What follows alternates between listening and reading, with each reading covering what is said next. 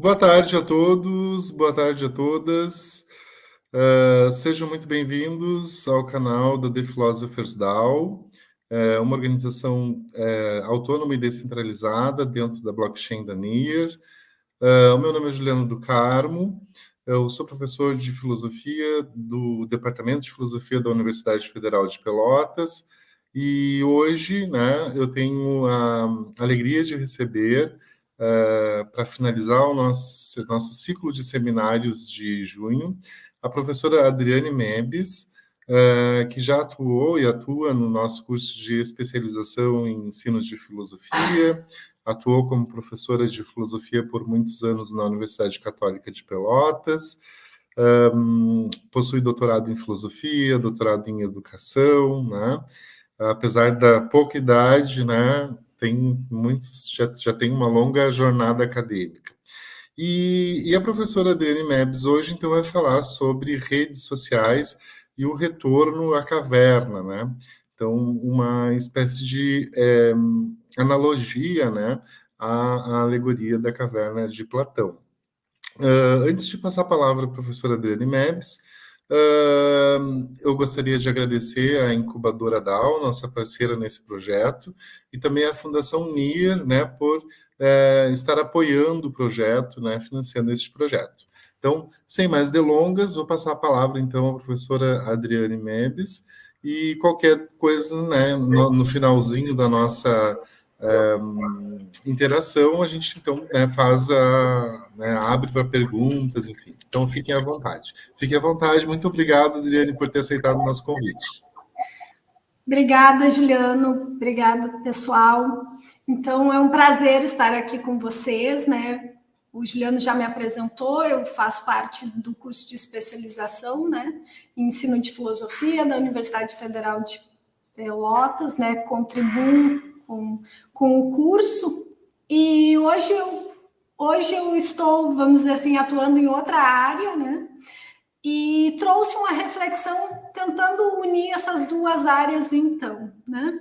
Hoje eu trabalho bastante, né, com marketing digital, com redes sociais, então a minha proposta hoje é uma reflexão a partir disso, né? Não é porque a gente trabalha com isso que a gente não precise refletir, provocar reflexão acerca desse tema, né, e das coisas que acontecem nesse meio. Algumas delas, inclusive, que a maioria das pessoas não sabe, né? Não tem conhecimento de como funciona, tá? Então, eu gostaria também de agradecer, né, a incubadora, né, e a DAO pelo convite, né, por ter proporcionado essa discussão, né, essa reflexão com vocês, tá? Então, eu trouxe aqui uma apresentação bem breve para provocar essa conversa, né, com vocês. Se está aparecendo para vocês.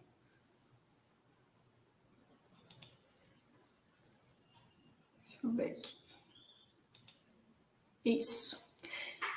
Sim, então tá bem.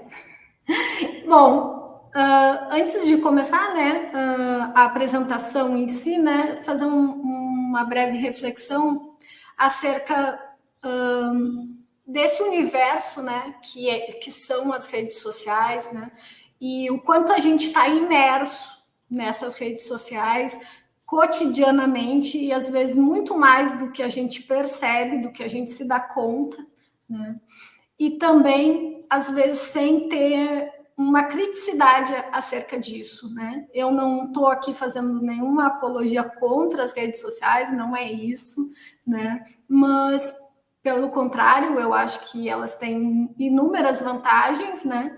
Mas sim da conscientização, né? De saber como funciona, né? Bom, eu sei como funciona, então eu sei o que eu preciso fazer, em que momento eu preciso fazer, né? Para me dar conta disso. Então, e daí eu já começo assim com uma pergunta, né, para vocês poderem refletir sobre isso, né, que é a respeito de qual rede social, né, que você passa mais tempo, né?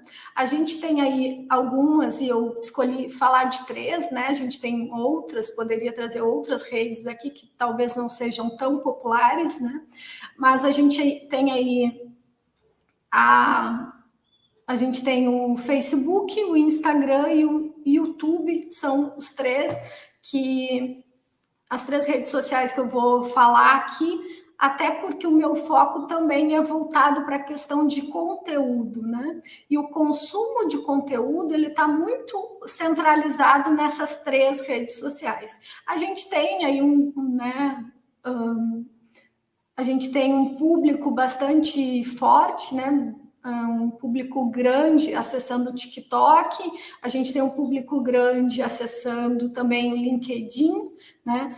Mas são públicos ainda um pouco diferentes. O TikTok são vídeos curtos, rápidos, né? Então a gente ainda não tem uma produção de conteúdo muito, vamos dizer assim, consistente, né? Como o formato é diferente, então o conteúdo ele passa muito rápido, né? Então não tem um conteúdo aprofundado, né? Uma profundidade de conteúdo lá.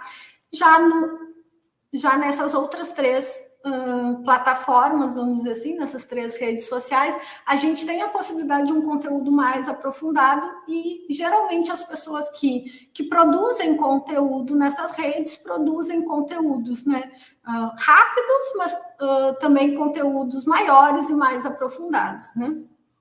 E por que isso nos interessa? Porque a discussão que eu estou propondo aqui é muito mais relacionada ao consumo de conteúdo e também às relações sociais que a gente estabelece nessas redes do que propriamente a questão de interação, né, entre as pessoas lá nessas redes, que acontece também, e eu vou abordar brevemente, mas não é o foco. Tá? Então, a gente tem aí essas 3 redes sociais e provavelmente você tem um perfil, né? E acaba consumindo passando mais tempo numa determinada rede, né? Tem pessoas que passam, e isso varia também de acordo com a idade e com os interesses, né? Mas a gente tem um público que passa bastante tempo no Facebook, a gente tem um público que passa bastante tempo no Instagram e a gente tem um público que passa bastante tempo no YouTube consumindo vídeos de conteúdo no YouTube, né? Então, eu não sei em qual dessas redes você mais consome, passa mais tempo, né, dentro dessa rede, e qual aqui, que é a segunda pergunta, né? Qual conteúdo que você consome, né? Qual é o conteúdo que te atrai nessa rede social, né? Mas por que eu trago essas 2 perguntas? Para que você reflita sobre essa interação, essa permanência nas redes sociais, em qual rede social, e qual o conteúdo que está te atraindo, qual o conteúdo que você está consumindo nessa rede social, né? Às vezes, quando a gente não está olhando para as redes sociais como plataformas de conteúdo, a gente fica muito voltado para a questão da interação, né? Talvez vocês, e eu até pouco tempo, quando eu trabalhava com redes sociais, né, e produção de conteúdo para redes sociais, o meu olhar não era para o conteúdo, né? Eu sempre via a rede social como uma rede de relacionamento na qual eu falava com as pessoas. Eu ia lá, colocava, né, a minha opinião, fazia os meus posts com aquilo que eu acreditava, compartilhava momentos, né, de interação com a família, enfim, como a maioria de vocês. Mas as redes sociais, e a gente tem muitas pessoas fazendo isso, tem conteúdo, né? E tem produzido conteúdo, e no momento que a gente entra nessas redes para nos relacionarmos com as pessoas que a gente gosta, com aqueles nossos amigos, enfim, para compartilhar a nossa vida também, a gente recebe esses conteúdos. E automaticamente, ao receber esses conteúdos, a gente acaba consumindo, né? E geralmente a gente consome determinados conteúdos, a gente é atraído por determinados conteúdos, né? Provavelmente algumas pessoas se sentem atraídas pelos mesmos conteúdos que eu e outras por conteúdos diferentes, né? E como que esse conteúdo vem, né? Nessas redes, eles têm formatos, mas a gente tem conteúdos mais longos, né? Com mais profundidade, por exemplo, no YouTube, né? O YouTube, pela sua característica, já ele entrega mais conteúdos em vídeos acima de 10 minutos, né? Então, o conteúdo lá ele é mais longo e, portanto, mais aprofundado. Mas a gente tem conteúdos longos no Instagram também, né? E no Facebook, porque as plataformas permitem. No Instagram, como que esse conteúdo vem? Ele vem no formato de vídeos, né? Mais longos, daí que podem no antigo, né, IGTV, que agora não existe mais, mas enfim, né, esses vídeos que a gente coloca lá no Instagram, que fica na aba vídeos, né, são vídeos mais longos, são aqueles que não vão mais no feed, né, porque os do feed têm até 2 minutos, então esses vídeos são os vídeos mais longos, consequentemente um vídeo com um conteúdo mais aprofundado, né? E no Facebook também a gente tem a possibilidade de colocar vídeos mais longos, tanto de compartilhar, por exemplo, a gente poderia, acho que não estamos, mas poderíamos estar transmitindo essa conversa, né, lá no Facebook também ao mesmo tempo, porque o Facebook permite isso, né? Então ele permite conteúdos também mais longos, consequentemente podem ser conteúdos mais aprofundados. Podem ser, né? Nem todo conteúdo que é longo significa que seja um conteúdo mais profundo sobre determinado assunto, mas a gente tem esse perfil também de conteúdo, né? A gente tem essa modalidade, vamos dizer assim, lá dentro dessas redes sociais. E a gente acaba consumindo esses conteúdos, né? E às vezes sem muita, vamos dizer assim, sem muito critério, sem nos darmos conta de que estamos sendo atraídos e estamos consumindo conteúdos nessas redes, né? Talvez a gente devesse refletir mais sobre isso. E por quê, né? Por que eu estou dizendo isso para vocês? Porque essas redes sociais, essas 3 que eu vou falar aqui, mas todas funcionam mais ou menos na mesma perspectiva, elas acabam identificando, né, a forma que a gente se comporta nessa rede, o que a gente consome mais, com quem a gente interage mais, qual o conteúdo que nos interessa mais, e ela começa a nos mostrar cada vez mais conteúdo daquele tipo, né? Hoje em dia, quase que toda a nossa vida é digital, né? Então, a gente deixa rastros digitais o tempo todo, né? E isso ajuda as redes sociais, o algoritmo dessas redes, a entenderem o nosso comportamento, o nosso perfil, né? E com isso, ela acaba mostrando mais do que a gente quer ver, né? Por quê? Porque o interesse da plataforma é nos manter o maior tempo possível dentro dela, né?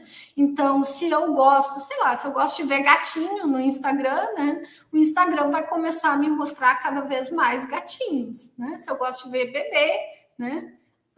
Também, né? A gente vai ver mais bebê, né? Vai aparecer cada vez mais bebês, porque eu curto vídeo de bebezinho, eu acho bonitinho, ou sei lá, se eu estou, né, grávida, eu começo a me interessar por conteúdos e informações sobre maternidade, automaticamente começa a aparecer mais desse conteúdo, tá? E daí, por que eu estou puxando essa reflexão, né? Se a gente pensar esse ano, né, que aqui no Brasil, né, a gente está num ano eleitoral, né?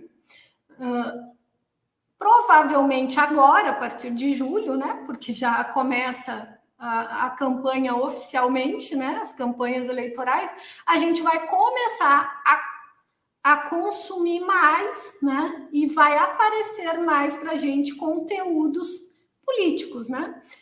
E no momento que a gente começa a consumir esses conteúdos, a gente vai receber mais conteúdos desses. E daí, seja a questão aqui, a discussão é política, mas não é política partidária, né? Então, mas se eu sou de direita ou eu sou de esquerda, automaticamente vai começar a aparecer. Se eu sou de esquerda, eu vou me interessar mais por conteúdos de esquerda, eu vou consumir mais esse conteúdo e a plataforma automaticamente vai me mostrar mais desse conteúdo.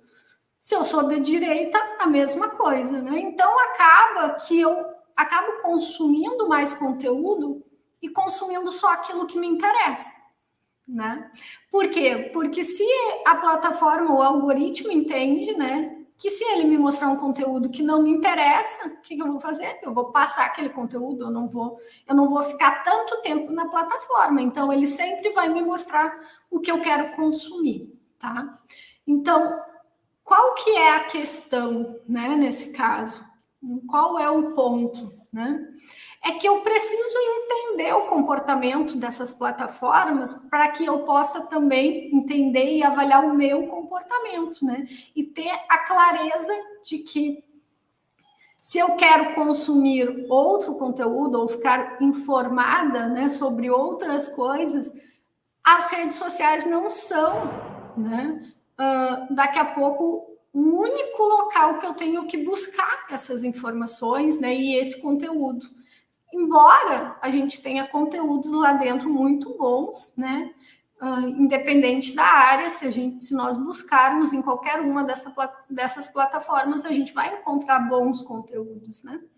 Mas a questão que eu estou trazendo aqui é sobre o conteúdo que me é mostrado, que me é sugerido pelo próprio feed, né? Seja o feed de notícias do Facebook, seja o feed de notícias também, né? Lá do Instagram, ou seja, os vídeos sugeridos pelo YouTube, né? Quando eu entro no YouTube, né? Se eu estou lá logada, já automaticamente já aparece uma lista, né? À direita da tela com sugestões, né? Vídeos sugeridos para mim. Por quê?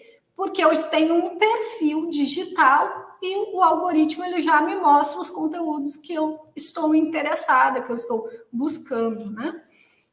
No meu caso, como a minha filha assiste muito YouTube, né? Minha filha de 3 anos assiste muito YouTube com a minha conta, logada na minha conta, né? Quando eu abro o meu YouTube, geralmente aparece assim vários vídeos infantis, né? Sei lá, Peppa Pig, Macha e o Urso, de sugestão, né? Mas quem está consumindo outros conteúdos, né, e não compartilha a sua conta com ninguém, vai ter uma sugestão, né, de vídeos e conteúdos do seu interesse. E tá tudo bem com isso, né? O que acontece? É bom que funcione assim?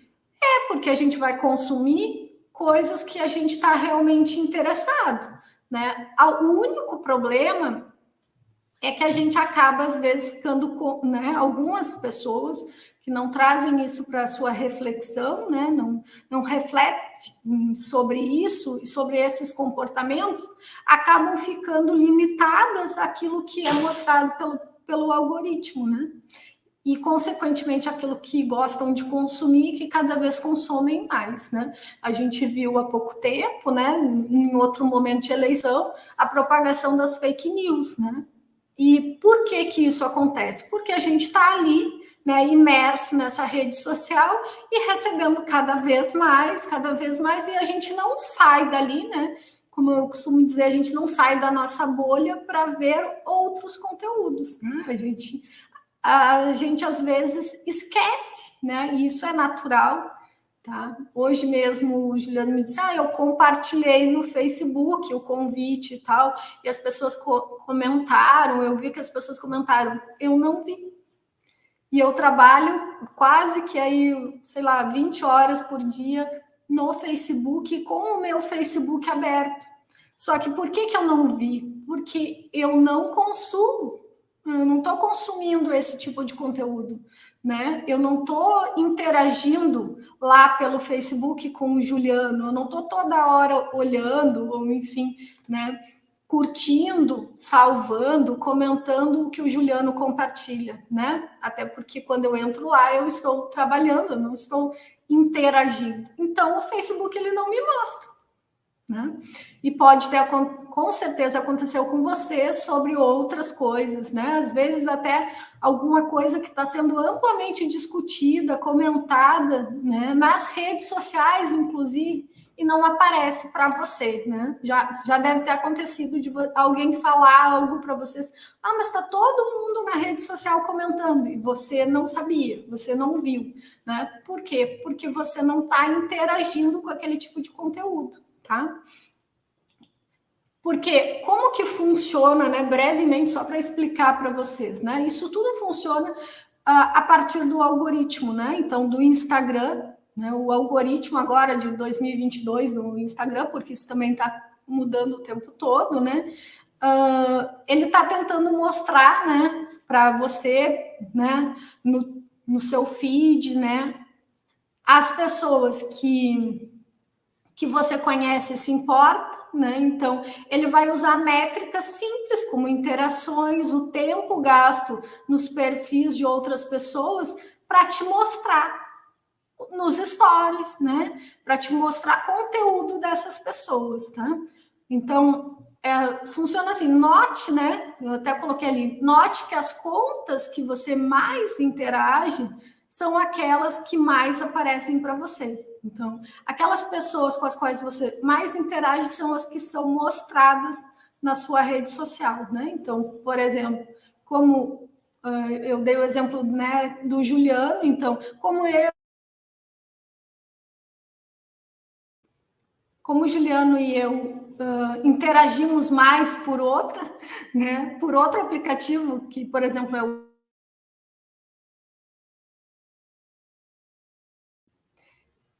Acho que tá dando uma falhada, né? Não sei se vocês estão me ouvindo ainda. Mas, enfim, como nós interagimos mais pelo WhatsApp, né? O Facebook não me mostra o que ele publica.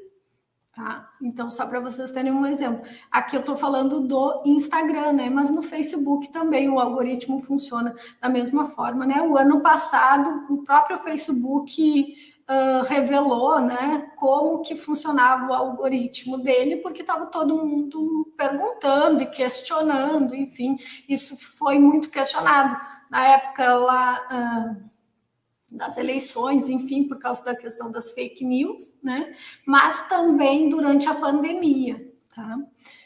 E o que eles revelaram, então, né, em julho do ano passado, faz um ano, né? Que o objetivo deles era garantir que você, né, que você veja as postagens mais valiosas para você no topo do seu feed. Sempre que você abrir o aplicativo do Facebook. E como a maioria das pessoas tem mais conteúdo em seu feed de notícias do que poderiam navegar, né, em uma sessão, eles usam o algoritmo para determinar a ordem das postagens no feed, né? Então, a ordem que você vai ver esse conteúdo. Então, quando você entra no feed de notícias do Facebook, ele mostra primeiro aquelas que interessam mais para você, daquelas pessoas que você mais gosta, com as quais você mais interage. Então, essas você vai ver primeiro. Por quê? Porque ele sabe que tem muito conteúdo, muitas postagens, muitas publicações diariamente, né?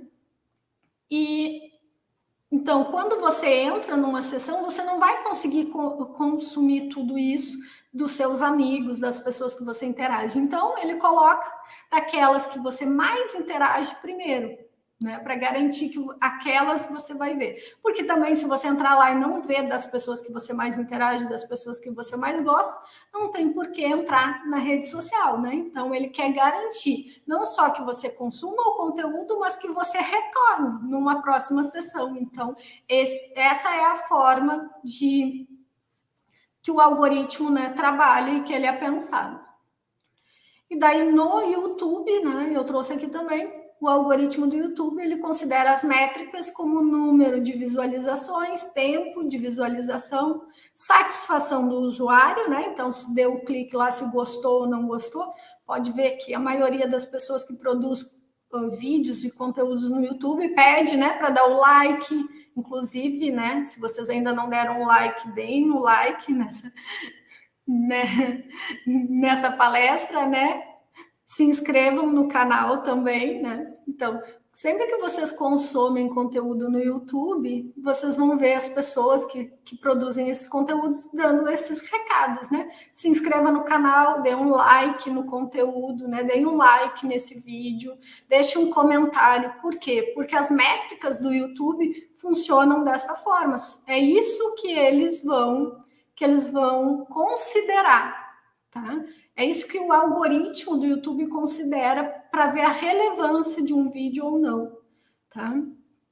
E por quê? A questão do engajamento do usuário, então, né? O engajamento no YouTube ele é medido pelos comentários, tá?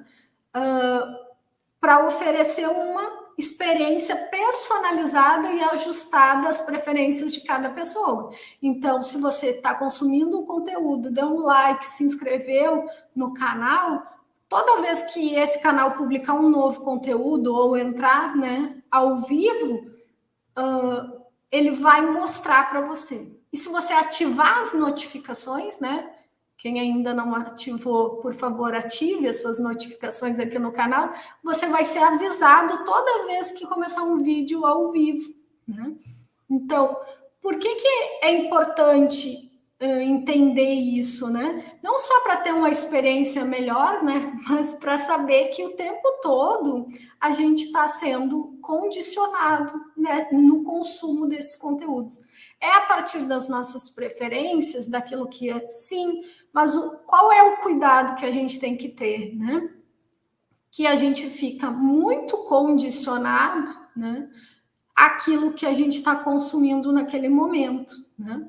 Eu comentava com o Juliano há pouco, né? E eu sempre trazia isso para discussão em sala de aula, quando a gente falava de redes sociais, né? Uma coisa que aconteceu comigo já tem um tempo, acho que uns 2 anos, né? Mas eu sempre uso como exemplo que um dia eu fui usar o computador e era um computador, enfim, de mesa, assim, que tinha na sala e que todo mundo usava o computador. E eu fui usar o computador e acessei o Facebook ali e comecei a olhar as coisas que estavam aparecendo no feed, né, as pessoas, as postagens das pessoas, comecei a ficar apavorado, assim, meu Deus, quem é essa pessoa? Como é que tem esse tipo de conteúdo no meu feed, né? Essa pessoa, o que essa pessoa está compartilhando? Eram coisas assim completamente diferentes do que geralmente tinha no meu feed e o que eu consumia. Daí eu me dei conta, né, que eu não tinha percebido que eu estava num Facebook, logado num Facebook que não era o meu, né? Alguém tinha deixado lá o Facebook aberto. E eu entrei, né? Aquela coisa de sempre abrir o navegador e estar logado no Facebook, né? Tipo, eu comecei a rolar o feed achando que era o meu Facebook, até que eu me dei conta que não era, né? Mas o que isso mostra, né? É que existe um outro universo que a gente não vê fora daquele perfil que a gente está ali e daquele nosso feed, do que é mostrado no nosso feed, né? As pessoas compartilham coisas completamente diferentes daquelas que a gente consome, né? E discutem coisas, né, o tempo todo. E às vezes essas discussões, esses conteúdos não chegam até a gente. Por quê? Porque, como a gente viu aí, né, os algoritmos eles vão sempre mostrar mais daquilo que a gente está consumindo naquele momento. Tá? Então, o que acontece, né? Isso não é para... Eu não estou aqui, como eu disse, né, fazendo uma campanha anti-redes sociais, não. Pelo contrário, né? Seria até hipócrita da minha parte, que trabalho com redes sociais, vir aqui dizer que elas são prejudiciais, né? E eu realmente não acho que elas sejam prejudiciais, né? O que eu acho é que a gente precisa sempre estar fazendo essa reflexão e sempre percebendo, né, que aquilo que é mostrado ali para a gente é de acordo com o que a gente está consumindo, né? Então, a reflexão, ela sempre tem que... A gente precisa, né, ter essa noção. Porque o que acontece? Até trouxe essa imagem aí para mostrar para vocês. Isso eu estou falando para vocês de conteúdo orgânico, né? E a gente ainda tem de tráfego orgânico nas redes. A gente ainda tem o tráfego pago, que agora eu vou falar para vocês. Né? O que acontece? Tudo o que a gente faz, a maioria dos sites que a gente entra, né, principalmente de produção de conteúdo, de empresas, enfim, tem o pixel, né, do Facebook instalado, tem um Google Analytics lá, tem o Google, lá também o Google Tag Manager, né, lá instalado. Então, a gente o tempo todo está tendo o nosso comportamento, mesmo fora das redes sociais, rastreado, traqueado, né? Como a gente costuma dizer. Então, tudo que eu acesso, né? Todas as páginas, isso está sendo traqueado. Tá sendo traqueado pelo dono da página, tá? Mas também tá contribuindo lá para a inteligência de dados do Facebook, do Google, né? Então, todas as nossas informações, no nosso comportamento digital, e às vezes até não digital, né? Porque quando a gente instala os aplicativos no nosso celular, geralmente quando a gente vai utilizar tem as permissões, né? Permitir o uso do microfone, permitir o uso da câmera, enfim. Então, às vezes a gente nem pesquisou na internet determinado conteúdo ou produto, principalmente produto, né? A gente só comentou com alguém sobre o produto e quando a gente entra lá para acessar um site ou para acessar as redes sociais, está aparecendo um anúncio daquele produto para a gente, né? Não sei, provavelmente já aconteceu com vocês em algum momento, né? E por que isso acontece, né? Às vezes, justamente por causa dessa inteligência de dados e desse traqueamento, né, rastreamento das informações, né, e do nosso comportamento nas redes sociais, tá? Então, o Pixel, né, o Google Analytics, enfim, todos esses... deixa eu ver como que eu poderia explicar. É como se fosse o dedo duro, tá? O pixel do Facebook, esses códigos que são instalados nas páginas que a gente frequenta, tá? E não é só página de rede social, daí seja lá quando a gente entra no site do Magazine Luiza, por exemplo, quando a gente entra lá no Terra, né, no portal do Terra, não sei se alguém ainda acessa o portal do Terra, mas enfim, né? Portais de notícias, G1, enfim, né? A gente entra lá, tem esse código de monitoramento instalado, né? Que funciona como se fosse um dedo duro. Ele vai dizer tudo que a gente acessou, quais notícias que a gente leu, qual o nosso comportamento, quanto tempo a gente ficou. Por exemplo, eu entro num site de notícias, quanto tempo eu fico, né, nesse site, quais as notícias que me interessam, é da editoria de política, é da editoria de bem-estar e saúde, né? Então, essas informações, elas são fornecidas tanto para o dono da página, né, porque ele instalou esses códigos de monitoramento, mas claro que não funciona assim, não é que ele recebe, olha, a Adriane acessou isso. Não, essa informação, né, ela vai em formato de dados, né, para essa conta que essa pessoa, que essa empresa tem lá no Facebook, né, no Google, porque quando ela for anunciar, ela vai usar toda essa inteligência de dados para localizar, para localizar você. Então, ele pode não ter essa informação, por exemplo, eu posso não fornecer no site o meu e-mail, eu posso não fornecer o número do meu celular lá, né? Mas eu tive um determinado comportamento, né? Se eu acessei no computador que eu estou logada com o Facebook, né? Isso vai gerar uma conexão aí e o pixel do Facebook vai identificar, né? Internamente isso, né? Vai saber que eu sou eu, né? Que você é você. lá navegando. O mesmo acontece se eu acessar pelo celular, porque daí no celular tem todas as minhas informações, eu acesso meu e-mail, né? Enfim, tudo isso é usado para traquear e para me mostrar os anúncios. Então, se eu estou pesquisando lá, por exemplo, sei lá, no site do Magazine Luiza, uma cafeteira, quando eu entrar na rede social, vai aparecer vários anúncios, não só do Magazine Luiza, né, sobre cafeteira. Né? Porque além do Magazine Luiza saber que eu pesquiso cafeteira, né, o Facebook também sabe, né? Porque tinha o pixel do Facebook lá. O Google também sabe por causa do código de monitoramento do Google. Então, quando eu entrar, por exemplo, no site, não sei, do Terra, no G1, enfim, aonde permite anúncios, né? Lá nesses sites que permitem os anúncios pagos, vai aparecer para mim, tá? Se eu entrar no YouTube, vai aparecer algum vídeo falando de cafeteira, vai aparecer um anúncio antes de começar o vídeo que eu vou assistir, né?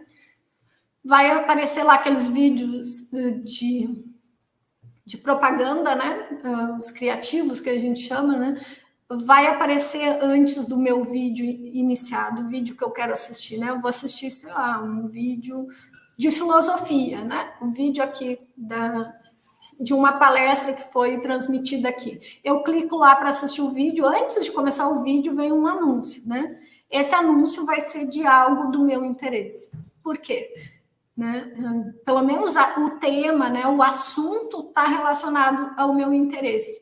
E como que eles sabem, né, para mostrar isso? Porque eles têm esse traqueamento, esse rastreamento, né? Então, eles sabem os comportamentos das pessoas, tá? E daí, quando a gente fala de tráfego pago, né, que é quando as empresas, as pessoas, elas pagam para anunciar nessas redes sociais, né, elas conseguem determinar para quem esses anúncios vão aparecer. Então, elas conseguem fazer uma segmentação de público, que a gente chama, né? Que é selecionar determinados comportamentos. Né? Eu consigo selecionar comportamento, pessoas que têm o comportamento de compra na internet. Então, aquela pessoa que está muito habituada a comprar na internet, né, que tem esse perfil, eu consigo selecionar. Eu consigo selecionar as pessoas, eu vou fazer um anúncio de filosofia. Consigo selecionar pessoas que estudam filosofia, pessoas que se interessam pelo tema de filosofia. Eu consigo determinar a idade, Então, eu consigo ir determinando coisas para que esse anúncio apareça para essas pessoas, né? E quando a gente fala de produção de conteúdo, né, que era o foco aqui, hoje em dia a gente tem também, principalmente os grandes players, né, de mercado que investem em tráfego pago, investindo para distribuir o conteúdo. Então, o anúncio, o conteúdo é aquele que geralmente aparece para vocês, geralmente não, sempre aparece para vocês como patrocinado, né? Então, mesmo que seja um vídeo, pode acontecer de vocês já terem visto, é um vídeo de conteúdo, né? É um vídeo que não tem um anúncio nele, mas ele está como patrocinado, tá? Por quê? Porque essa pessoa ela está pagando para o Facebook, está pagando para o Google, né? Se for no YouTube, para que essas plataformas entreguem o conteúdo dela para mais pessoas que tem determinado perfil. Então, vai aparecer para você se você tem esse perfil que foi segmentado, né?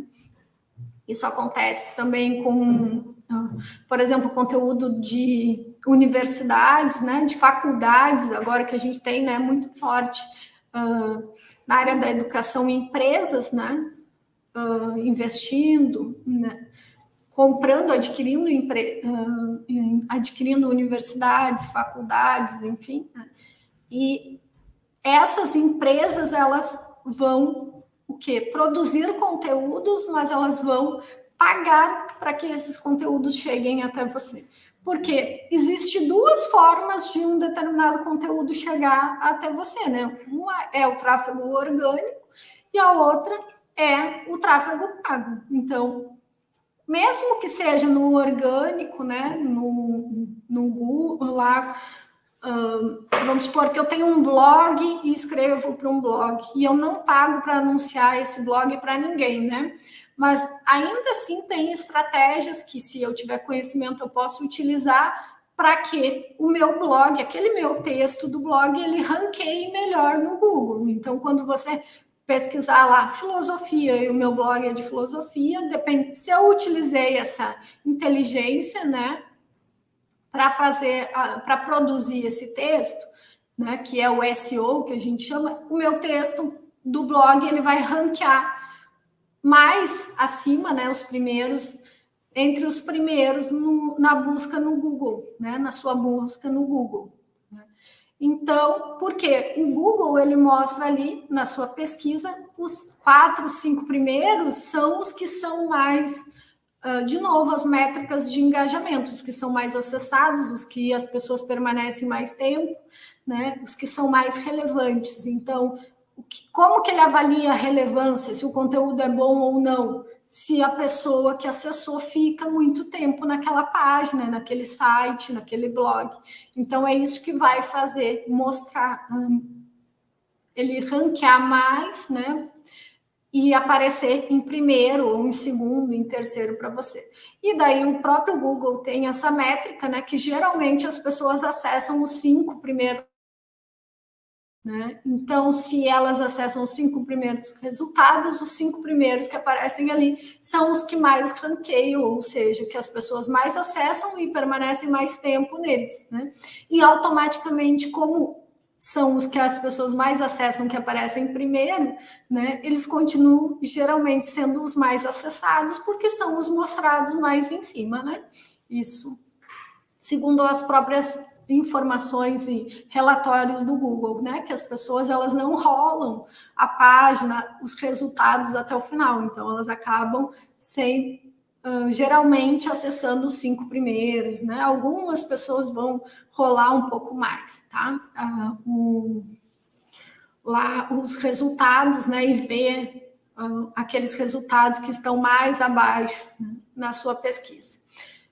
Tudo isso, então, para dizer que a forma que eu me comporto, né, nessas plataformas, acaba direcionando que eu receba mais conteúdo que é do meu interesse, né? E o mesmo com as pessoas. Então, eu até coloquei, né, um círculo, né? Coloquei você, né, um pino ali, toda essa questão do tráfego, né, passando, seja ele orgânico e pago, né? E você ali no meio e está no meio de um círculo. Por quê? Porque as plataformas, os algoritmos mostram mais o conteúdo que você mais acessa, que você mais se interessa, e automaticamente você cada vez mais se interessa por esse conteúdo e consome esse conteúdo. E fica consumindo somente esse conteúdo, né? O mesmo com as pessoas que você interage, né? Então, acaba que a gente tem, às vezes, a gente não se dá conta, né? Mas é como se a gente tivesse, para quem viu os filmes, né? Como se a gente tivesse numa Matrix, né? Às vezes a gente está lá imerso numa bolha, como eu costumo dizer, né? Consumindo somente aquele conteúdo, interagindo com aquelas pessoas, vendo aquele tipo de publicação. Por quê? Porque a gente está ali consumindo o conteúdo que nos é mostrado, que nos é sugerido pelo algoritmo, e automaticamente ele vai mostrando mais, e a gente acaba sempre consumindo só esse conteúdo, né? E acaba ficando nessa bolha, né? Acaba ficando às vezes com uma visão limitada, né? No sentido e daí por isso essa analogia, né? Com a alegoria da caverna de Platão, porque daqui a pouco a gente está lá só vendo as sombras, né? A gente não está vendo a luz, a gente não sai desse círculo, né? A gente está dentro dessa bolha e não consegue expandir, porque a gente nem se dá conta que está dentro dessa bolha, né? A verdade é essa, que às vezes a gente está tão imerso e por não saber como funciona, a gente está ali, né? Sujeito a isso e consumindo esse tipo de conteúdo sem criticidade, sem refletir sobre isso, né? Então, aqui, por isso que eu trouxe, né? Eu não sei o público que está assistindo, né? Se são pessoas da área da filosofia ou não, mas a alegoria da caverna, eu acho que é bem conhecida, né? Que a imagem ilustra ali, né? Então, os prisioneiros acorrentados, sem poder ver o mundo, né? Eles veem apenas as sombras e eles acreditam que aquelas sombras são reais, né? Então, aqui sem entrar no critério, né, do que é compartilhado nas redes sociais, do que é publicado, se é verdade ou não, né? Até porque eu sou da área da hermenêutica, né, da fenomenologia, então eu jamais vou defender que existe a verdade, né? Mas se a gente não tem essa criticidade, né? Esse ir além, né? Esse olhar para fora, esse sair da bolha, a gente acaba vulnerável. Né? Então, não só a questão dos anúncios, né? Da publicidade, mas vulnerável em relação aos conteúdos. Tá? Há pouco tempo, até quando eu produzi um conteúdo, né, para uma disciplina da universidade, eu trouxe essa reflexão que foi bem ali em meio à pandemia, né, primeiro ano de pandemia, 2020, né, um post que eu vi que foi uma amiga minha que compartilhou, eu até pedi a autorização dela para utilizar o post, que ela colocou isso lá, os primeiros meses, né, de pandemia, em 2020, ela colocou assim, gente, é uma pandemia, não um concurso de produtividade. Porque o que aconteceu, né? Quando começou ali a pandemia, os primeiros meses, as pessoas ficaram reclusas e daí começou aquilo de eu estou em home office, eu estou trabalhando de casa, eu estou, sei lá, eu estou fazendo. E daí as pessoas começaram nas redes sociais a só publicar a sua produção, né? Parecia um concurso de quem é mais produtivo no home office, quem lê mais na pandemia, né? Isso também. Não sei se foi o caso de vocês, mas para mim aparecia assim, muitas pessoas publicando assim, os livros do mês, os livros que eu já li na quarentena, sabe? Pilhas de livros, né? E eu até comentava com os alunos que teve uma menina que compartilhou assim, né, uma amiga minha, que todos os livros que ela tinha lido em 4 meses de pandemia, enfim, davam uma pilha mais alta do que ela, né? E daí eu olhei e comentei com os alunos, nossa, eu sou um rato, né? Porque eu não consegui ler um livro durante a pandemia, a pessoa leu 20, né? Então, se a gente não tem essa reflexão, né, e esse entendimento de como funciona, acaba até prejudicando não só a questão de conhecimento, né, não só a nossa vida social, mas até a nossa saúde mental, né, porque a gente vive aí, né, numa sociedade do cansaço, então daqui a pouco a gente está todo o tempo sendo estimulado por a questão do próprio produtivismo, né, dessa coisa de estar sempre, né, acelerado, fazendo mais e nunca é o suficiente, e a gente é o tempo todo bombardeado por coisas, por pessoas que fazem mais do que a gente, e a gente fica se questionando, nossa, eu não estou fazendo o suficiente, né? Eu não estou fazendo o suficiente. E a própria questão da saúde mental, né? Não só para essa questão do produtivismo, mas para outras questões. E a gente, às vezes, não se dá conta, né? Porque daí cria-se falso, essa ilusão, né? Esse simulacro, que todo mundo está produzindo muito e você não. Mas todo mundo, não é todo mundo que está produzindo muito, são aquelas pessoas que a rede social está mostrando para você, né? E, consequentemente, como você consome esse conteúdo, ela cada vez mostra mais coisas, mais conteúdo do mesmo tipo, né? Do mesmo estilo. Então, acaba que você fica pensando assim, todo mundo está fazendo tal coisa, só eu que não, né?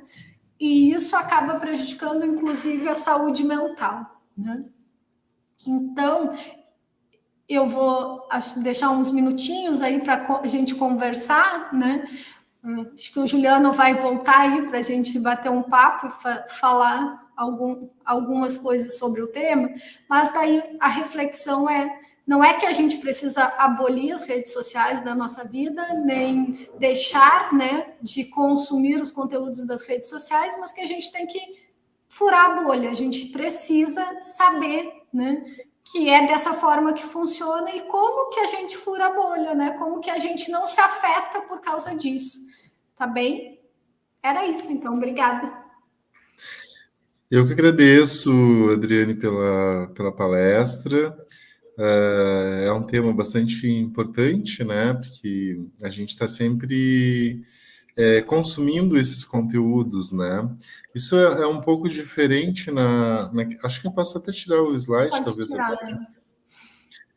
Então, a gente está sempre consumindo esses conteúdos. Isso acontece menos, talvez, na Web3, né, do que na Web. A Web2 ela é totalmente, né, como vimos até na palestra do Jonatas, né, na semana passada, ela é totalmente voltada a essa questão dos influenciadores, dos produtores de conteúdos, enfim, da monetização, né, desses conteúdos e tal. Então, de fato, é algo importante, porque até como nós conversávamos antes, daí eu acho que eu mencionei esse exemplo já. Às vezes a gente realmente tem a impressão de que a rede social ela é antissocial, né? Porque a gente está sempre consumindo o conteúdo especialmente naquelas redes sociais que são fechadas, assim, tipo, o Facebook ele é um pouco mais restrito do que outras, talvez, né? Porque o que aparece para nós, assim, o que aparece ali de notificação é a respeito dos nossos amigos que estão de aniversário, ou a respeito de alguém que acabou de publicar algo no seu story, enfim, são sempre as mesmas pessoas, eventualmente você adiciona alguma, às vezes você tem aquela pilha de convites lá para aceitar, né, de pessoas que querem te seguir, ou pessoas que querem ser seu amigo dentro... Só Nem sei você que tem pilha, amigo, eu não tenho pilha de gente para me seguir. não, A gente está perdendo de ser influenciador. não. Então, o que acontece? Acaba que a gente aceita muitas vezes até o pedido para ser amigo, né? É algo assim um pouco estranho dentro dessas redes, assim. Porque imagina, esses dias eu estava vendo, eu acho que tem, sei lá, uns 4.000 amigos no meu Facebook, quase isso, talvez. Mas, tipo, com quantos deles eu já efetivamente conversei ou interagi? E Né? quantos deles o Facebook te mostra, né? Quantos deles Exatamente. aparece, né? Então, às vezes, eu deixo de ter acesso a uma informação importante, sei lá, um curso de algum colega que eu gostaria muito de ter participado, ou sei lá, enfim, em virtude de eu não consumir ou do algoritmo entender que eu não me interessaria por aquele conteúdo, né? Então, de fato, é uma coisa muito importante, porque a outra coisa que acontece, eu acho, é que é muito fácil a gente é, cair na tentação de criar um modelo de realidade a partir dos posts que são colocados pelos nossos amigos, né? Você mencionou as eleições, nas últimas eleições, era algo muito nítido, assim, né? Mas que poucas pessoas, né, se davam conta, talvez. Por exemplo, o candidato A e o candidato B, né? Quase todas as pessoas que estão dentro da minha bolha ou da minha rede são apoiadoras do candidato A, que é né, no qual eu também Isso. sou apoiador. Então, todo mundo ficava toda hora martelando, vamos lá, não sei o que e tal, o candidato A é ele que tem que vencer, não sei o que e tal. E a gente ficava e fazia um esforço e um discurso longuíssimo, aquele post assim gigantesco, mostrando todas as razões pelas quais o candidato A tinha que vencer. Só que todos que estavam ali já eram convertidos, todos os... Como se quem fosse ver aquele post fosse quem precisava ser convencido, né? Exatamente. Então, é antissocial nesse sentido, talvez, sabe? Porque não atinge o objetivo, a menos que a gente faça. Tipo, eu tenho um amigo meu que faz isso, ele cria, né, enfim, personagens, né, dele, enfim, com diversas perspectivas diferentes dentro de certas redes, para ver que tipo de reação as pessoas teriam com aquele personagem e tal, enfim. E assim ele fica sabendo, né, o que as pessoas que pensam diferentemente, né, do modo dele de pensar, o que elas efetivamente pensam sobre o candidato A, o candidato B, se for eleição, se for política, enfim. Né? Mas é um tema muito, muito, muito legal e que bom que foi você que abordou, já que você tem esse conhecimento todo, né? Em função também do trabalho que você vem desenvolvendo, né? Com a criação de conteúdos, enfim, com marketing digital, né, e tal. E a gente tem aqui algumas palestras, então, olha só. Perguntas. Algumas palestras, olha só. Mas é bem isso, né? Enquanto tu olha aí as perguntas, mas é bem isso que a gente também, o quanto as pessoas às vezes se sentem também obrigadas a se condicionar o que vão postar, né, o que vão colocar nas redes sociais, até pela questão, hoje em dia, né, várias empresas já anunciam isso, que analisam o comportamento das pessoas nas redes sociais para saber se contratam elas ou não, né? Então, isso não faz que as pessoas sejam melhores nas redes sociais, faz com que elas criem personagens nas redes sociais que são diferentes do que elas realmente são, né?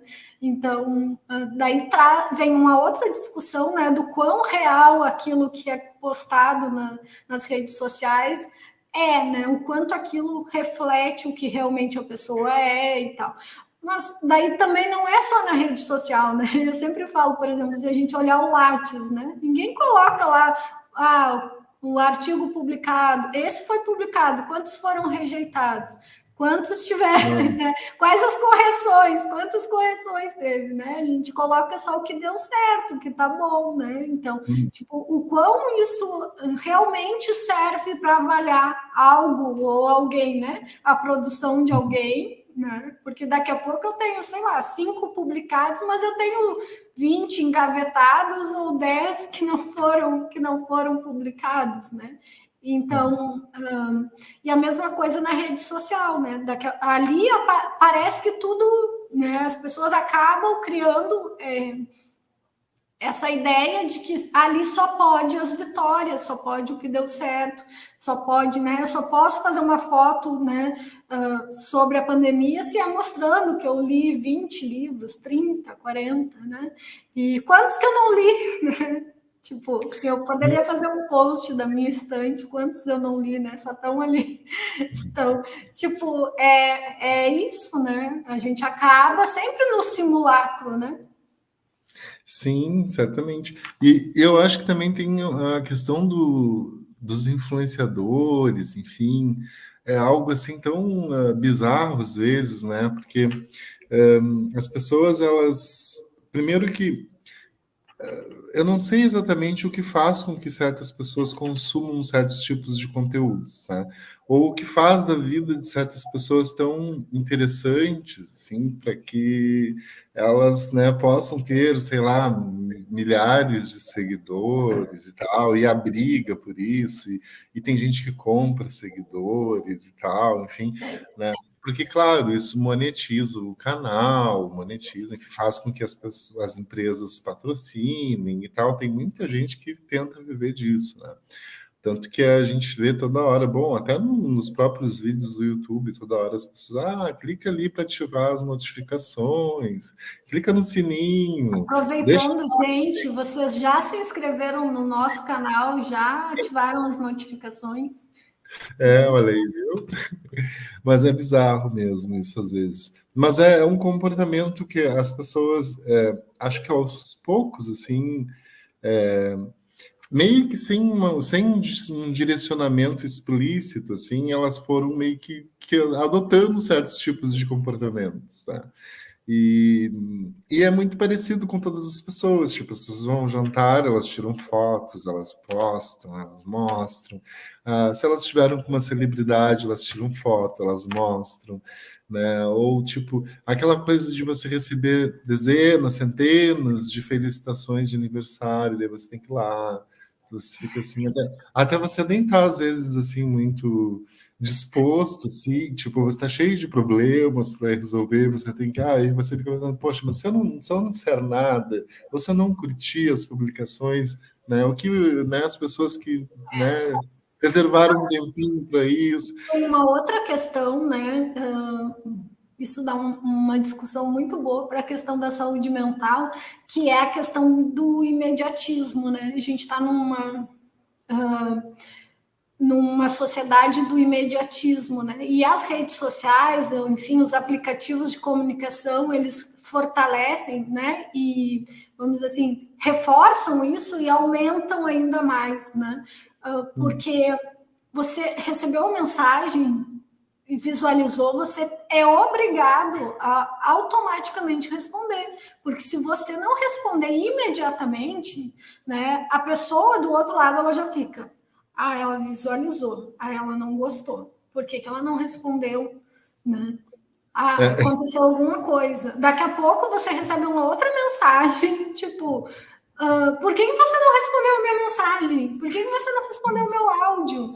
Né? E daí a gente está falando ainda num período que, com a pandemia, intensificou, né, aumentou a questão do home office, mas a maioria das empresas está adotando, né, o formato híbrido ou o home office mesmo, né, o trabalho remoto, enfim. E daí pensa essas empresas que não têm um planejamento para isso, não têm até um amadurecimento, porque realmente é novo, né? E um entendimento de como funciona isso, né? Começa nessa coisa, né, de uma comunicação. Tem um termo técnico para isso, agora me fugiu, mas quase que síncrona, né? Que é a resposta imediata ali, né? Então, o que poderia ir, a gente por muito tempo na presencialidade viveu a coisa, né? De que podia ter sido um e-mail e foi uma reunião, né? Isso era, para mim, foi muito presente na minha vida até há pouco tempo, né? Podia ter sido um e-mail, mas daí convocaram uma reunião, né, para fazer aquilo. E agora podia ser um e-mail, mas é uma mensagem no WhatsApp, né? E daí o WhatsApp automaticamente coloca numa situação de que eu tenho que responder imediatamente. Ou eu já visualizei, então eu tenho que dar esse retorno, né? Eu tenho e tem que ser imediato, né? Então não é à toa, né, que tem aumentado os casos, né, de problemas, enfim, e a preocupação com a saúde mental das pessoas, porque realmente não tem saúde mental que resista a tudo isso, né? Você entra na rede social, você é cobrado para ser mais produtivo, para estar feliz no home office, né? É uma coisa assim, né, para ler muito, até porque às vezes parece que o home office é sinônimo de férias, né? Então, tipo, você tem que estar mostrando que você está trabalhando, porque senão as pessoas ficam, né? Fulano não está trabalhando, né? Porque ele não mostra nada, né? Ele nunca está numa reunião. Então tem que publicar, né? Tem que publicar. Virou até um meme, né? Nas redes sociais, o negócio da academia, né? Foi na academia, fez o exercício, não postou a foto, não emagrece, né? Então tem que postar a foto, senão não vai dar resultado. Foi malhar e não postou, né? É a mesma coisa, eu acho que é para a questão.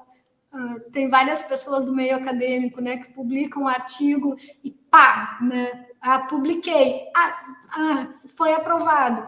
Aqui, mais uma publicação, outra, né? Foi aceito na revista tal, toda hora publicando, porque se não publicar nas redes sociais, não vale no Lattes, né? Já fica o recado para vocês, tá?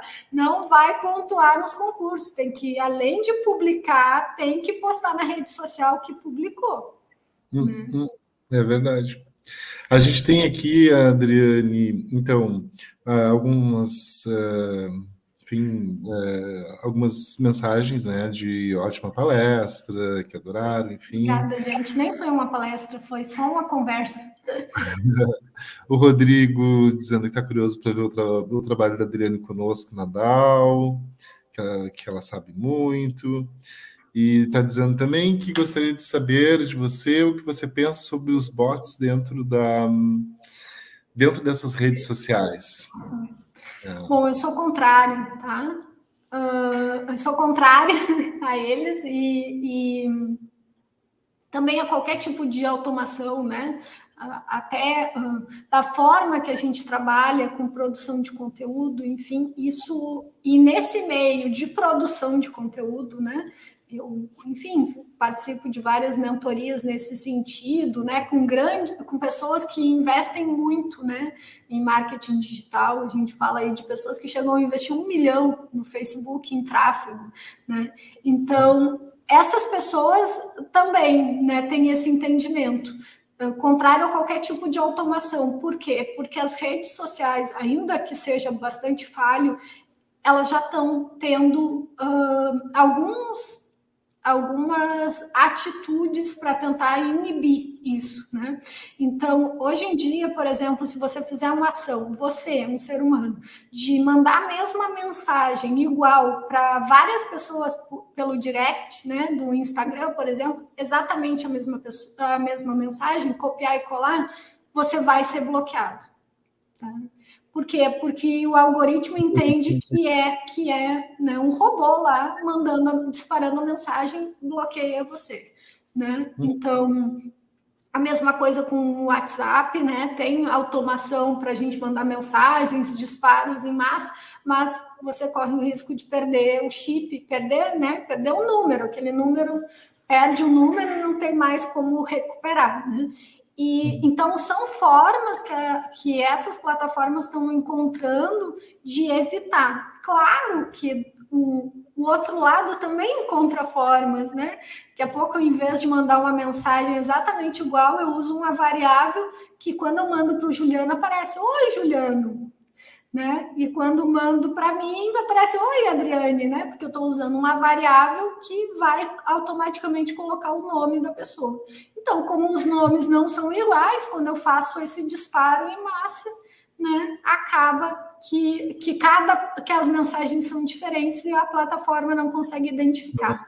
Né? Então, não consegue bloquear. Mas tem também essa questão, né?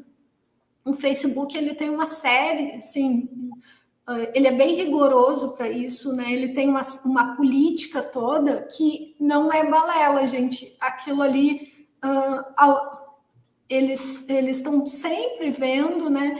E para a questão agora das eleições, por exemplo, né? Para os candidatos, eles podem anunciar nas redes sociais, né?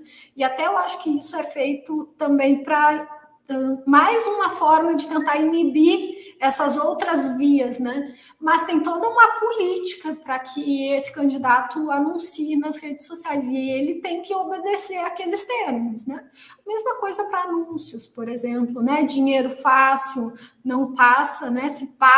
Geralmente o Facebook bloqueia a conta, bloqueia o perfil, pode perder a conta de anúncios, então não consegue anunciar. Dinheiro fácil, jogos de azar, né? Às vezes as pessoas vão encontrando formas de burlar essas políticas, né? Então, compram contas, né?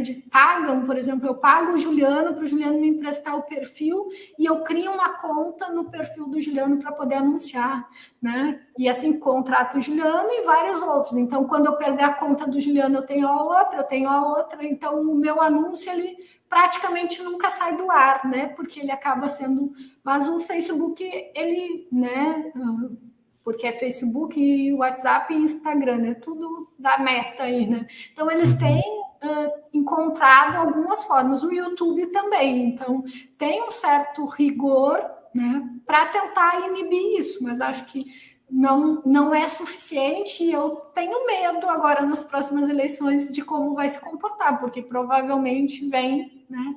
Essas automações vêm com força, assim, né? Sim, sim. Não, realmente é um problema também, né? Esses dias eu fui banido de um grupo por um bot lá do Telegram, enfim, por excesso de publicação. Viu?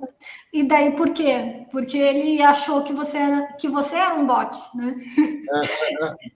E daí acontece isso, por exemplo, também com o Facebook. Você pode ter o anúncio bloquear, porque funciona assim, é em camadas, né? Então, primeiro bloqueia o anúncio, depois bloqueia a conta e depois desativa a conta. Então, se é recorrente, né, o fato de você subir anúncios, enfim, tentar anunciar coisas que, de acordo com eles, não está nas normas, né, acaba bloqueando. Ele tem também demorado bem mais para avaliar os anúncios, né? Claro que é um algoritmo que faz isso, né, gente? Então pode acontecer, por exemplo, algoritmo é algoritmo, né? Então pode acontecer, por exemplo, da gente estar aqui fazendo essa palestra, se fosse verão, né? E eu tivesse, sei lá, com uma blusa daquelas de alcinha, né? Tipo, né? Se eu estou muito exposta, já aconteceu isso várias vezes, o Instagram derruba a live, né? Mais o Instagram, acho que o YouTube nem tanto, mas o Instagram derruba a live, porque o algoritmo lê e acha que a pessoa é nudez, né? Tem muito corpo exposto, né? Não importa a parte do corpo, é muito, ele identifica que é muito, ele derruba, né? Porque ele acredita, né? Tem um entendimento que é nudez. No YouTube, por exemplo, a questão dos direitos autorais já aconteceu numa aula minha do ensino de filosofia, né? Estava ao vivo e passou um carro de som na minha rua, né, com uma música, e o YouTube identificou, direitos autorais, caiu a aula. E daí eu não conseguia voltar né, com a aula, tive que mudar de plataforma, porque derrubou e não. Ele achou que era eu que estava colocando o conteúdo, como não pode, né? Por causa dos direitos autorais, então derrubou a live. Então, tem toda uma tentativa, né, de inibir essas coisas, mas ainda é falho, né? Agora, de fato, a Web 3.0 é um universo à parte, né? É muito diferente, né? Muito diferente, né? Bom, nós temos aqui o comentário da Lisandra, dizendo que tema maravilhoso, muito pertinente. O Jonatas agradecendo também pelos ótimos pontos. A Silvione também, tema muito importante. Saudade dessa dupla, era nossa aluna. Saudade também, Sony. E eu também. O César, né, da Unifap, dizendo muito bacana a ideia da Adriane de relacionar redes e a caverna de Platão, seguindo a analogia criada para falar sobre educação. Como você percebe o papel do filósofo voltando para a caverna? Como pensar a atitude crítica que você comenta se ficamos à mercê dos algoritmos? Então, pois é, César. Mas eu acredito, até foi quando eu convidei uns amigos para participar da DAO, agora recentemente eu coloquei, gente, a filosofia saiu da caverna. Porque eu acho que o fato, essa DAO, por exemplo, né, e enfim, outras alternativas. Eu sempre penso aí, de acordo com o autor que eu estudo, né, que é o Paul Ricoeur, que eu pesquiso há muitos anos, ele costuma dizer isso com relação, né, enfim, a essa questão para fugir da retribuição, dessa questão capitalista, né, e ele diz que a gente não consegue romper com o sistema, né? Mas a gente consegue abrir pequenas clareiras, né? Como na floresta, né? Tu tem pequenas clareiras de luz. E eu acredito que é isso, né? A gente está à mercê do algoritmo, mas saber que existe o algoritmo e como ele funciona, me parece que é uma forma, né? De se posicionar, né? E daí não só para os, eu acredito, para todas as pessoas, mas me parece que o filósofo, né, a filósofa tem mais, vamos dizer assim, tem um pouco mais de responsabilidade nisso, né? Porque não só de sair da caverna, né? De sair da caverna, mas também de provocar reflexão para que outros saiam também, né? Então, e a gente ainda vive, né, a pandemia, embora algumas pessoas achem que ela passou, né, mas principalmente ali, quando a gente estava mais recluso, né, eu sempre colocava isso, inclusive, nas aulas, né, porque a gente, às vezes, fica, e daí pensando no estudante, no pesquisador de filosofia, a gente fica tão imerso nessa coisa de produzir e na forma... no formato acadêmico das discussões, né, das abordagens, que a gente esquece do nosso papel social, né, de discussão, de reflexão sobre coisas do cotidiano, sobre a nossa realidade, sobre o que está acontecendo, sabe? Eu sempre dizia isso, daqui, sei lá, 50, 100 anos, as pessoas vão estudar o que aconteceu durante a pandemia e vão perguntar assim, cara, não tinha filósofo nessa época. O que eles escreveram? Porque se a gente pega todos os filósofos que a gente estuda, que a gente pesquisa, né?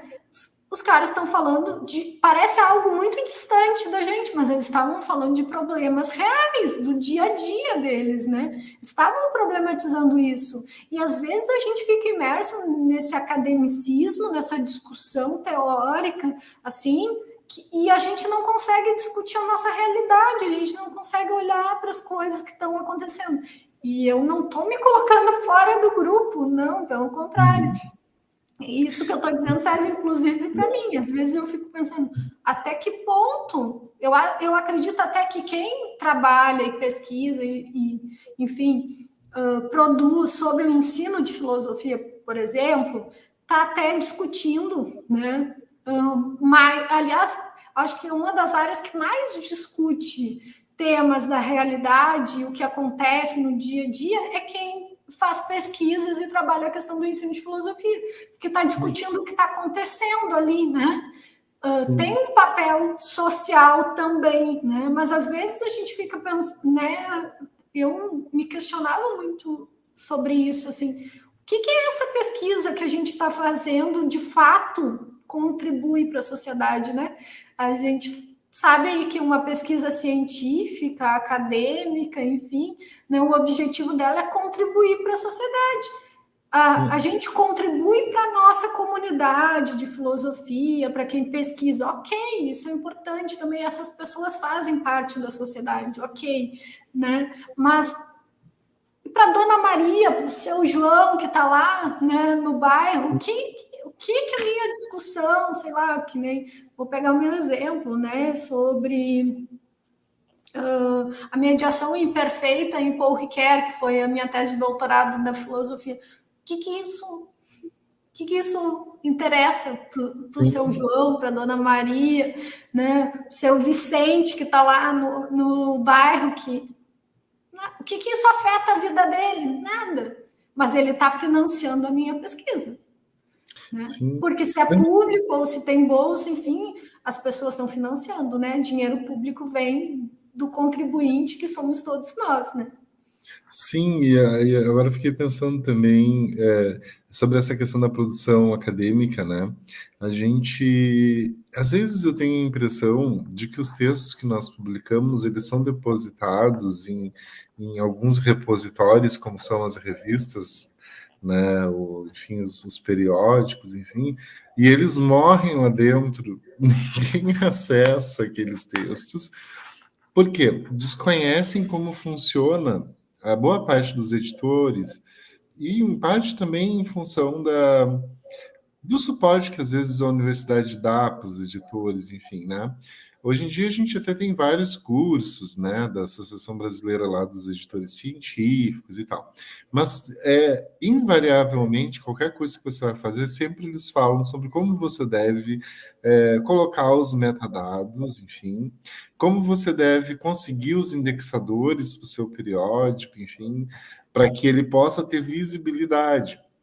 né? E aí eles têm que atender uma série de critérios para isso, enfim, por isso que tem né, a classificação do Qualis também, da CAPES e tal, mas, invariavelmente, os textos eles ficam ali, exceto quando, né, outras plataformas, enfim, onde o teu texto é citado, te manda um e-mail dizendo, o fulano de tal mencionou o seu nome no texto tal. Aí você percebe que alguém leu o que você escreveu, né? Eu acho muito mais interessante a discussão, enfim, né, pública do texto durante uma boa parte, assim, né, durante um bom tempo, para depois da publicação, porque pelo menos assim a gente tem um certo retorno daquilo que a gente escreve, né? Porque a academia nos exige assim, muita produção, e essa produção, ela é, em geral, publicada, né, em periódicos, especialmente no caso da filosofia, né? A filosofia ela tem um problema bem sério, né, diferentemente das ciências, né, naturais, enfim, né, que eles conseguem fazer meta-análise, eles conseguem fazer revisão sistemática, porque eles têm grandes plataformas em que eles conseguem observar, enfim, o estado da arte a respeito de um certo tópico, né, especialmente com as revisões sistemáticas. E na filosofia tem, sei lá, talvez milhares de pessoas dando Heidegger nesse momento e publicando coisas que podem ser muito semelhantes ou que podem ser muito interessantes, mas que elas jamais talvez venham a conhecer o trabalho uma da outra, justamente porque esses trabalhos ficam depositados em plataformas que não conversam, né, ou que não ou cujos metadados não são colocados de maneira adequada para atingir sei lá, como é que vocês chamam isso? Um impulsionamento, por exemplo, no Google, para que Um possa aparecer ranqueamento. um ranqueamento, né? É No tráfego, Google. o negócio é tráfego pago para tudo. Aí, então, de fato, às vezes é um pouco frustrante, né? Porque são trabalhos que nós levamos muito tempo, né? Combinando, pensando, pesquisando, né? E depois eles são meio que depositados naquele repositório e ficam ali, né? Depois a gente fica, mas eu penso assim, né? Que tem também essa. Eu não sou. Gente, para quem não me conhece, né? Eu fui por muito tempo, né? Professora de metodologia, né? Da pesquisa, enfim, eu não sou contra as normas, nada disso, né? Pelo contrário. Né? Eu acredito até que a BNT tem um papel bastante importante, sempre dizia isso para os meus alunos, né? Porque não é a norma pela norma, ela explica por que tem que fazer, né? De que forma tem que fazer. Só que, para além das normas, né, o formato de discussão que a gente faz, né, eu agora que, vamos dizer assim, sair um pouco disso, né, fico pensando, para quem é esse texto, né? Eu que sou lá da Fenômeno. Hoje de manhã eu participei de uma banca, né? Do ensino de filosofia e eu dizia para o aluno, né? É uma coisa que eu defendo muito, que a escrita é um exercício de alteridade. É você se colocar no lugar do leitor, né? Você conversar com ele, você conduzir ele, você se preocupar se ele está entendendo o que você está discutindo, né? Mas é um leitor, a gente tem que pensar no leitor, não só o leitor da área de filosofia, né? Às vezes eu fico pensando isso. E a gente da filosofia também tem muito essa preocupação. Foi uma preocupação minha por muito tempo, assim, né? Até ter a cara de pau, vamos dizer assim, não é a segurança, é cara de pau, de vir para uma palestra assim, sem trazer texto para ler, sem nada, né? E vamos lá, fazer uma conversa, falar, né? Disso sem ter aquela. Porque a gente fica muito preso nisso, né, da filosofia. É a forma que a gente aprende filosofia na academia, né? É um medo de trair a filosofia, de trair o conceito, né? De ser senso comum, né? De trazer uma linguagem muito vulgar, que não é a linguagem filosófica.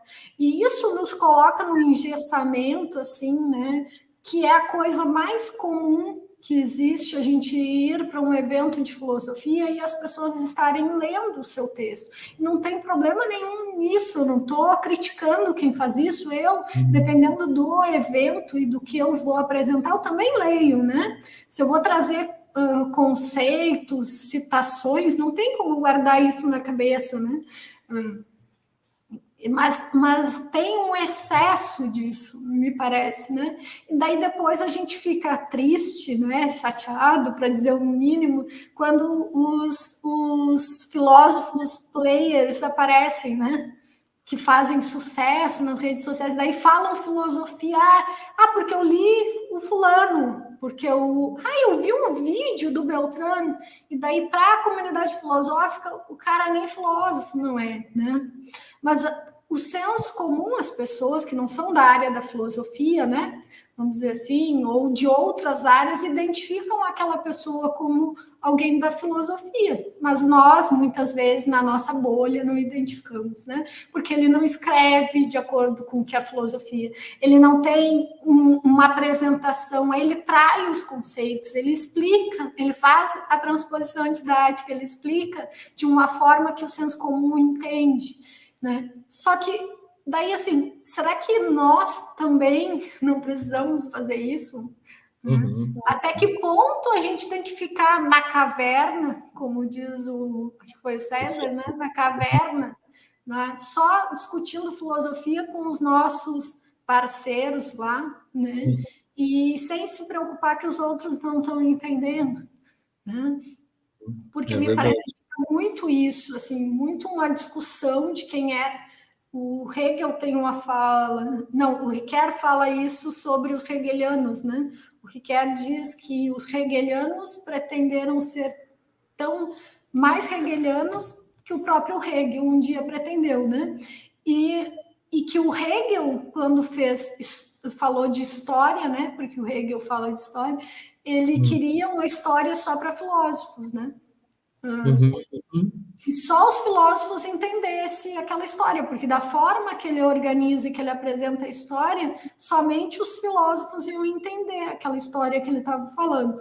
E, segundo o Ricoeur, não qualquer filósofo, só aqueles que conseguiram entender todo o sistema hegeliano, né? Então, ou seja, quase ninguém. Então, porque talvez nem o próprio Hegel tem entendido o sistema dele. Então, tipo, às vezes eu tenho a impressão que a gente faz filosofia assim, né? Só para filósofos entender, e alguns filósofos, não são todos, só aqueles que conversam e discutem o mesmo tema que a gente, né? Porque às vezes eu escrevo um texto sobre Ricoeur, eu vou trazer os conceitos do Ricoeur. Daqui a pouco, que quem não leu, ou nunca leu, ou não tem familiaridade com o Ricoeur, não entende. Né? Não consegue entender. E me parece que a gente faz muito isso. E na academia a gente faz isso também, sem se preocupar em dialogar com a comunidade. Daí vem os filósofos showman, que nem eu digo, e ficam famosos, enfim, e a gente fica magoado, a gente fica chateado, porque o nosso texto, né, a nossa tese, que a gente levou 4 anos para escrever, né, o que me salva é que eu nunca escrevi uma tese em 4 anos, então sempre foi no último ano, antes de defender, mas a gente fica 4 anos estudando, pesquisando, e ninguém lê. Mas daí o cara escreve um livro ali que não tem nenhum conceito de filosofia, mas ele diz que é filosofia, e tem, sei lá, o livro é best-seller, é o topo mais vendido, né? É verdade. Mas será que a gente não precisa falar de filosofia numa linguagem que as pessoas entendam, sabe? Sair da caverna, né? Então, nesse sentido, né, eu acho que a gente... Na pós cumpre um pouco desse papel, né? De um pouco sair dessa coisa, né? Do que é filosofia, né? E eu não estou criticando essas pessoas, os grandes players da filosofia, pelo contrário, eu acho que eles fazem algo que a gente deveria fazer e não faz, e eles fazem de forma excelente, que é tornar a filosofia popular, conhecida para as pessoas, né? Porque... Sim, claro. né, propagar a filosofia, porque a gente se coloca às vezes num pedestal, né, que a filosofia é para poucos, ela não é para poucos, né? Qual é a utilidade? A gente teve uma palestra aqui sobre a utilidade da arte, né? Talvez a gente tenha que discutir a utilidade da filosofia, se ela for só para filósofos, né? Para estudantes de filosofia. Qual é a utilidade dela, né? Mas, Adriane, então, como não temos mais perguntas, o papo está excelente, mas já avançamos um pouquinho aqui do nosso tempo. Queria te agradecer imensamente por ter aceitado o nosso convite e também por ser um dos membros agora também da nossa DAO, né, que para nós é muito importante. E vamos certamente, né, criar vários projetos aí agora no futuro. Queria, então, em nome da The Philosophers DAO e também da Incubadora DAO e da Fundação NIR, né, agradecer pela tua palestra, dizer que essa palestra vai ficar disponível aqui no YouTube, então as pessoas que assistiram, enfim, né, podem compartilhar essa palestra com outras pessoas. Acho que é importante a gente propagar, né, difundir essas ideias, né? Acho que a gente não pode assumir perspectivas, né, de maneira irrefletida. Então, e a importância dessa discussão, né? Então, quem puder, né, não estou aqui fazendo que nem os influenciadores, né? Faz. Mas quem puder divulgar, enfim, é interessante, né? Porque realmente a gente tem um compromisso social, né? E é importante que a gente, enfim, né, cumpra com esse compromisso, né? Então, uma boa noite, Adriane, uma boa noite a todos. Obrigado pela participação de todos. Encerramos, então, de maneira excelente o nosso ciclo, né, de seminários do mês de junho, né? Vamos ver o que nos aguarda para o mês de julho, né?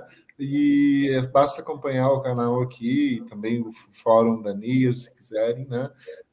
Ou o nosso grupo no Telegram, né? Que a gente está sempre discutindo e pensando nos projetos que a gente apresenta mensalmente para a Fundação NIR, tá bem? Gente, obrigada também, obrigada às pessoas que vieram assistir, né, os comentários da Lisandra, da Paty, da Silvione, enfim, de todos, né, as perguntas, e obrigada, Juliano, então, obrigada, né, a Dal, a Nir, tá? E, gente, seguindo a orientação do Juliano, agora vocês já sabem como funciona o algoritmo do YouTube, né? Por favor, comentem, se inscrevam, deem like, compartilhem o canal, porque a gente precisa que o canal, né, da Down cresça para mais pessoas conhecerem aqui essas discussões. Obrigada. Perfeito. Muito obrigado, Adriane. E boa noite a todos, então. Boa noite. Boa noite.